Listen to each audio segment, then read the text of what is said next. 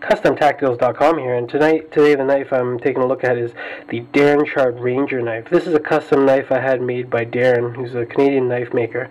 Pretty low-key guy. I'm actually not sure if he's even making knives anymore. I know he was a couple of years ago. He's only a part-time maker, and he doesn't. He likes to keep his orders low, and he doesn't really like to. He kind of likes to make knives for himself. And he likes to produce the ones that he likes and sell them afterwards, as opposed to taking custom orders. So it's sort of a different take, because I mean, when you're doing it like he is as a sort of a hobby or a way to kind of just to just relax, you probably don't want the stresses of trying to meet other people's expectations, and I think that's what happened with him. I had two pieces custom made by him. This is one of them. It's the Ranger. It's got some beautiful pale moon ebony scales that Darren picked up and was saving. He said that I think this would look great with your knife, and then he showed it to me, and I really loved it. And he did such a great job with this cut across here. It's quite thin, so the wood can sometimes, if it's not stabilized properly, come apart, and that didn't happen here. He did a good job with this. The scales are the bolsters are titanium anodized purple, and fully contoured all the way across here as well as the front. And the inner liners are sort of light sky blue. His signature, you can't really see it, but it's inside on the back of the backspacer, because it's a Damascus blade, so he doesn't sign the blades on the Damascus models. Instead, he used some differential sort of anodizing to print the name on the inside of the backspacer, which is kind of cool on the front, and you can see the backspacer here.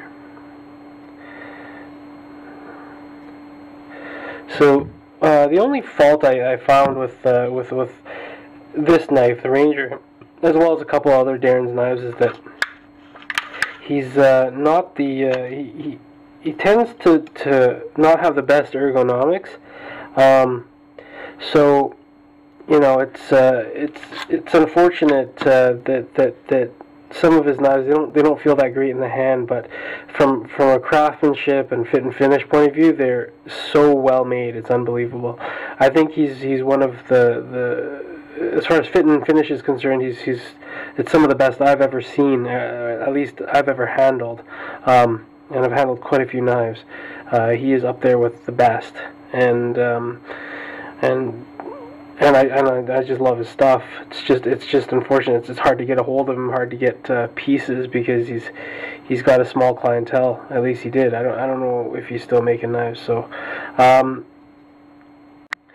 wanted to get the measurement on this blade. This one's about a 3.5-inch blade, as you can see there. And the blade to handle ratio is quite skewed on this. The handle is pretty large at almost 5, about 4 3/4, and with only a 3.5-inch blade. So, but again, this is mostly for me just a display piece. It looks fantastic. The craftsmanship's amazing.